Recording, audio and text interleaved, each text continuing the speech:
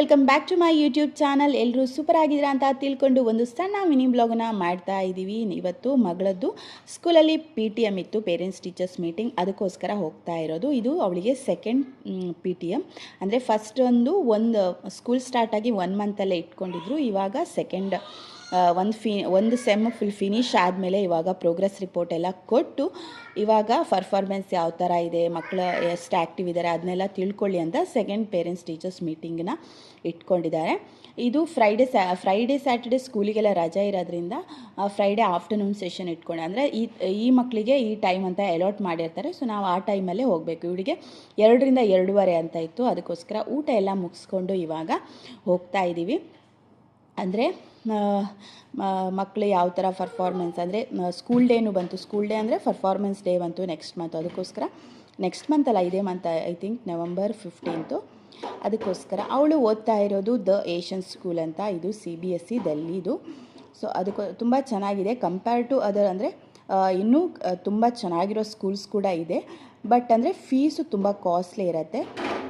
ಇವಳದು fees ಬಂದುಬಿಟ್ಟು ತಿಂಗಳಿಗೆ 15,000 ಆಗುತ್ತೆ. ಅಂದರೆ ಬರೀ tuition fees as well as bus fees ಅಷ್ಟೇ. ಬೇರೆ ಬುಕ್ಕು ಅದೆಲ್ಲ ಬಿಟ್ಟು, ಅದೆಲ್ಲ ಸಪ್ರೇಟ್.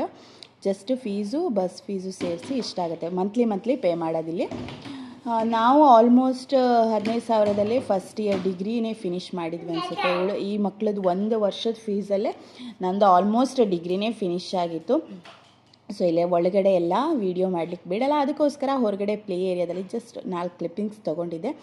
ಇದಾಗಿತ್ತು ಇವತ್ತಿನ ವ್ಲಾಗು. ಅವಳದು ಪೇರೆಂಟ್ಸ್ ಟೀಚರ್ಸ್ ಮೀಟಿಂಗು. ತುಂಬಾ ಟೀಚರ್ಸ್ ಅಂತೂ ಸಖತ್ತಾಗಿ ತುಂಬಾ ಒಳ್ಳೆ ಕಮೆಂಟೇ ಕೊಟ್ಟರು. ತುಂಬ ಔಟ್ಸ್ಟ್ಯಾಂಡಿಂಗ್ ಸ್ಟೂಡೆಂಟ್ ಅಂತ ಹೇಳಿದರು. ನಮಗೂ ಕೂಡ ತುಂಬಾ ಖುಷಿಯಾಯಿತು.